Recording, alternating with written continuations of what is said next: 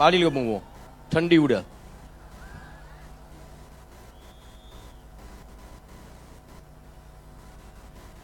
મિત્રો, આપણો સમાજ એવો છે જે આટલી અડધી રાતે પણ આટલી બહોળી સમાજ સંખ્યામાં ઉપસ્થિત છે. એટલે ખરેખર અલ્પેશભાઈએ જે આપણા સમાજ માટે કર્યું છે ને વર્ષોથી આપણા સમાજની સેવા કરે છે, એટલે ખૂબ ખૂબ અભિનંદન સાહેબ. એમણે ફોન કર્યો તો હું લગ્નમાં બીજી હતો એટલે વાત નથી થઈ, પણ મેં એમને કીધું હતું કે હું ચોક્કસ આવી જઈશ. અને આજે લગ્નનો પ્રોગ્રામ હતો મારો અહીંયા સાણંદ જોડે, પણ એ લોકોને મેં રિક્વેસ્ટ કરી કે ભાઈ અમારા સમાજનું આવડું મોટું સંમેલન છે એટલે તમારે મને વહેલો ફ્રી કરવો પડશે. ને એમણે માની પણ લીધું અને મેં 3 વાગ્યાનો ટાઈમ આપ્યો હતો અને 3 વાગે આવી પણ ગયો. ભાઈને બે જોડે જ આવ્યા મેં તો. એટલે હંમેશા બસ આપણો સમાજ આવી રીતે એક રહે, એ જ મારા સમાજને પ્રાર્થના કરું છું. ને જ્યારે પણ સમાજનું કોઈ પણ કાર્ય હોય છે, આવા સંમેલન હોય છે, તો હું ચોક્કસપણે જઉં છું. હા, પણ ગેની બેની પણ મને બોલાવ્યો હતો, પણ એ વખતે અમુક સંજોગોના કારણે હું નહોતો પહોંચી શક્યો. એ બદલ ગેની બેન આપની માફી માગું છું. અહીંયા ઉપસ્થિત દરેક આગેવાનો એમને વંદન કરું છું. અને તમને તો મારો શું કહેવું કયો, હા, કેમ કે તમારા જ આશીર્વાદ છે. અત્યારે એક નાના ઘરમાંથી એક ઠાકોરનો દીકરો, અત્યારે તમે એનો સુપરસ્ટાર કહો છો, તો આ બધો તમારો આશીર્વાદ છે.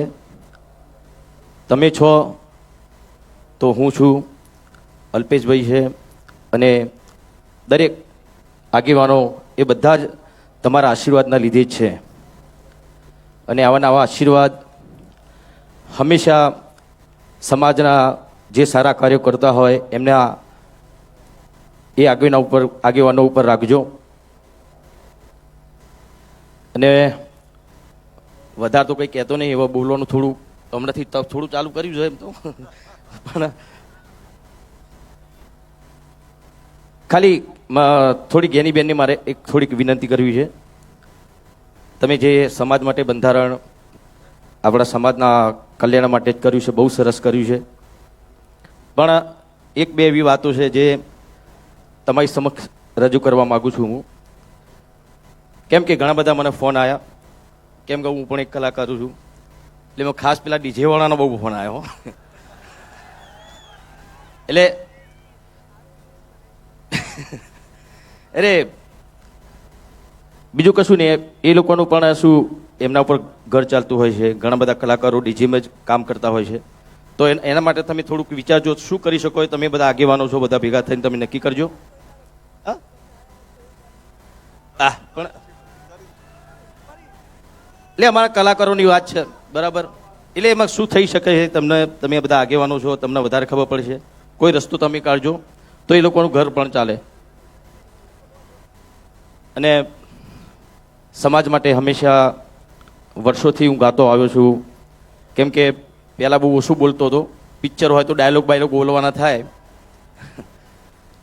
પણ જે તે સમય મેં ગાવાનું ચાલુ ત્યારથી સમાજ માટે મેં ઘણા બધા ગીતો લખ્યા છે. મારા મોટા ભાઈ જીવરાજભાઈએ પણ, જેમ કે જાગો જાગો ઠાકોરો જાગો જમાનો બદલાયો, એ વખતે આપણો સમાજ બહુ જ પાછળ હતો. અત્યારે તો ઘણો બધો સમાજ આપણો ઘણો આગળ આવ્યો છે, શિક્ષણમાં પણ આગળ આવ્યો છે, અને વ્યસનમાં પણ. એનો પાછું જવાની જરૂર છે, પણ એ બી આગળ આવે છે, બોલો. એટલે એમાં પણ પાછળ જવાનું, બધામાં આગળ નહીં આવવાનું. જો આગળ આવવાનું છે તો આવવાનું છે. હા, શિક્ષણમાં આગળ આવો, આવા સમૂહ લગ્નો એમાં જોડાઓ, બાળ લગ્નના કુરિવાજો છોડો, એ બધામાં આપણે આગળ આવવાનું છે. તમે તો વ્યસનમાં આગળ આવી જાઓ છો. એટલે એવું નહીં, બીજા સમાજના બી વ્યસન કરતા જ હોય છે, પણ આપણો સમાજ સૌથી વધારે પાછળ રહ્યો હોય તો એનું કારણ વ્યસન જ છે. અને વ્યસનના કારણે આપણો સમાજ ભણી ના શક્યો, અને ના ભણી શક્યો એટલે વ્યસનમાં ચડી ગયો. એટલે બસ એટલી જ વિનંતી કરું છું કે વ્યસનોથી દૂર રહો, શિક્ષણ અપનાવો. આ સુંદર મજાનું પગલું અલ્પેશભાઈ આપણા માટે જ, આપણા યુવાન મિત્રો માટે કર્યું છે. હા હા, ચલો એક બે લાઈન, કેમ કે ઘણા બધા આગેવાનો છે. હો હે જાગો જાગો ઠાકોર હો જાગો, જમાનો બદલાયો. હો તમે દારૂના વ્યસન છોડો, જમાનો બદલાયો. બાળ લગ્ન ના કુરિવાજ છોડો, જમાનો બદલાયો.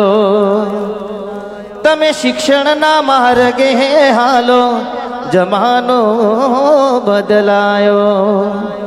જાગો જાગો ઠાકોરો મારા જાગો. આમ તો જાગેલો છો અડધી રાતે 3 વાગે, જોવો તમે. હા, ઓમ જાગેલો છો, પણ ઓમ શીખા અમુક ટાઈમે શું થઈ જાય ખબર નહીં પડતી. એટલે આવા જાગૃત રહો.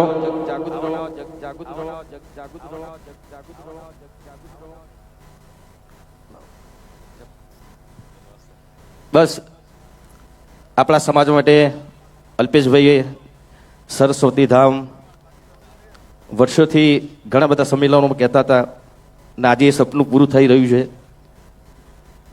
પણ પછી આપણું સંકુલ બને એટલે જજો પાછા, ન કે પછી ભાડાને આપી દેવાનું થાય. ઓ હા, એટલે એ બધી પછી જવાબદારી તમારી યુવા મિત્રોની છે. આટલું આપણા સમાજના આગેવાનો આપણા શિક્ષણ માટે કરતા હોય ને તમે ધ્યાન ના આપો તો પછી સમાજ ક્યારે આગળ આવશે? એટલે વિનંતી છે, ભણજો અને ભણાવજો. બસ અહીંયા મારી વાત પૂરી કરું છું. આગળ ઘણા બધા આગેવાનો છે. જય ઠાકોર સમાજ.